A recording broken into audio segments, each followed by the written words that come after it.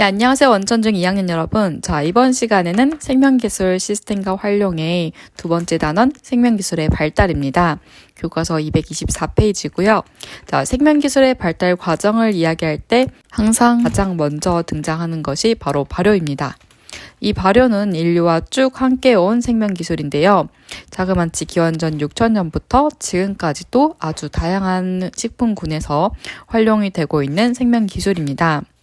자, 기원전 6천년부터 시작이 된 기술이다 보니까 당연히 여기 속에 있는 과학적 원리를 정확히 알고 그거를 활용해서 만들어진 기술이다기보다는 대부분 우연에 의해서 발견된 기술인데요. 오늘은 그 발효 중에서 빵의 발효인 이스트의 발효에 대해서 알아보도록 하겠습니다. 네, 초기의 빵은 그 발효 과정을 거치지 않고 그냥 밀을 갈아서 물에 섞은 다음에 돌판위에서 구워 먹는 형태였습니다. 근데 그러다가 우연히 밀가루 반죽을 공기 중에 그대로 두었는데 공기 중에 미생물인 이스트균이 그 밀가루 덩어리를 발효를 시켰고 당연히 이제 발효빵이 기존 빵보다 훨씬 더 맛있었기 때문에 사람들이 계속 그 발효 기술을 개선하고 발전시켜서 지금과 같은 형태의 빵이 완성이 되었습니다. 네, 오늘은 이러한 그 최초의 발효빵, 그러니까 이스트, 공기 중에 있는 이스트를 활용한 발효빵을 재현해 보려고 합니다. 네, 이 이스트 발효를 재현하는데 필요한 건 딱 세 가지인데요. 일단 열탕 소독을 한 용기가 필요합니다. 균이 남아있는데 밀가루와 물을 넣게 되면은 그 안에서 이스트균이 작용하기 전에 부패가 먼저 진행이 돼요. 그러니까, 이제 냄비에다 끓는 물을 넣고 냄비에다 이제 물을 넣고 이제 이 유리병을 함께 넣은 다음에 끓는 물로 한번 끓여주면 되고요. 그 뒤에 이제 잘 말려서 손 조심해야겠죠. 잘 말려가지고 이제 활용을 하면 됩니다. 근데 그 다음에 필요한 건 밀가루, 물 이렇게 딱 두 가지입니다. 밀가루와 물의 비율은 이제 둘이 동량으로 해주면 되고요. 1대1로 1의 비율로 해주면 되고 처음 시작할 때는 밀가루 50g 혹은 100g 정도가 적당합니다. 물도 마찬가지로 50ml에서 100ml 정도 활용을 해야겠죠. 그 처음 시작했던 양에서 최소 3배가 부풀어 오르고 양이 많아지기 때문에 이제 자기 용기의 양을 고려를 해서 그 분량을 정해주면 되고요. 그 다음에 섞을 때는 이렇게 나무 수저나 아니면 실리콘 수저로 해주는 것이 좋습니다. 이렇게 물과 밀가루를 잘 개어줍니다.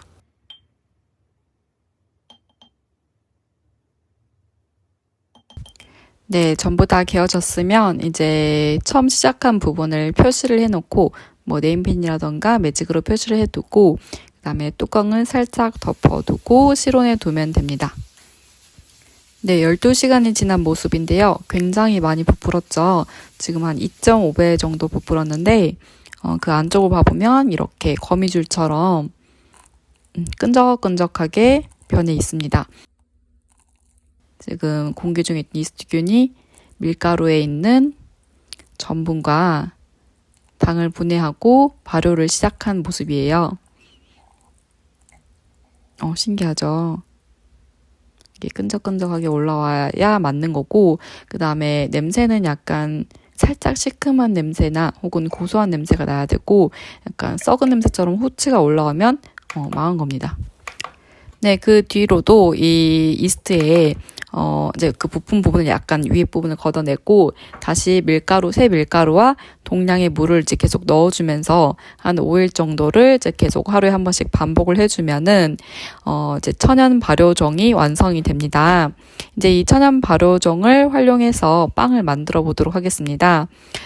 이렇게 만들어준 이제 발효종은 빵 안에서 빵 자체를 이제 발효시키고 그 다음에 그 공기층 있잖아요. 우리가 빵을 먹으면은 스펀지처럼 약간씩 구멍이 나와 있죠.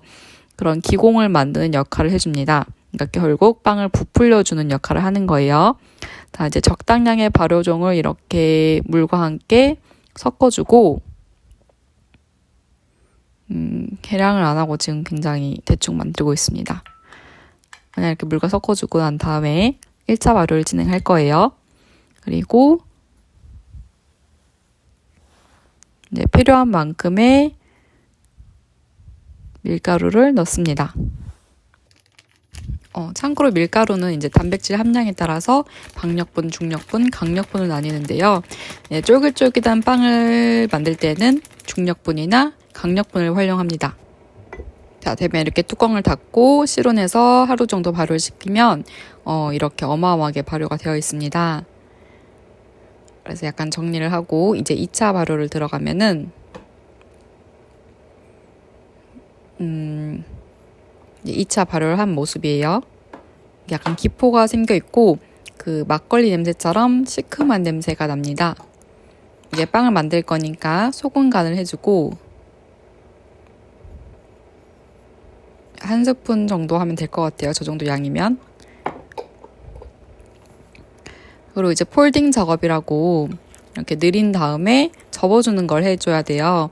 저렇게 해야 그 안에 있는 이스트가 만들어낸 가스가 잘 갇혀 있고 그래서 그 가스를 통해서 빵이 잘 부푼다고 합니다. 근데 지금 처음 해보는 거라서 엉망진창으로 하고 있는데 잘 늘려가지고 끝에 머리를 잘 늘려서 덮듯이 해주어야 합니다. 저렇게가 아니고. 그래서 이 작업을 잘 해주면은 빵이 좀 더 부드럽고 잘 부풀어 올라서 폭신폭신한 빵이 됩니다. 약간 덧가루를 발라가면서, 그러니까 덧가루를 쳐서 손에 달라붙지 않게 해주면은 좀 더 편합니다.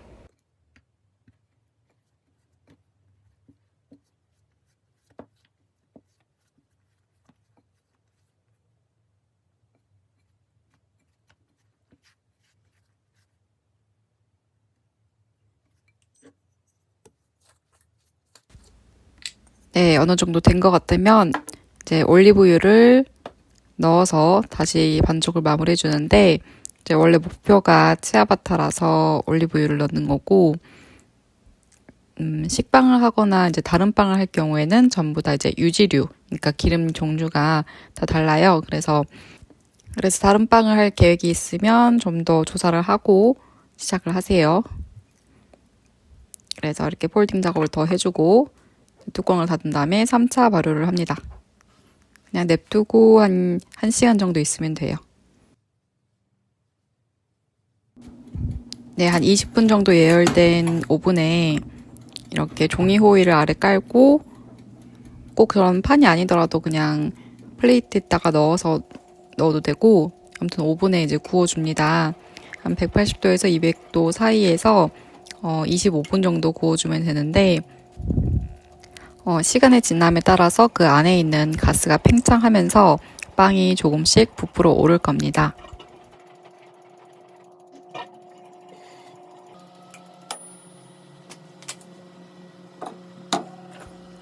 네, 이제 완성이 되었습니다.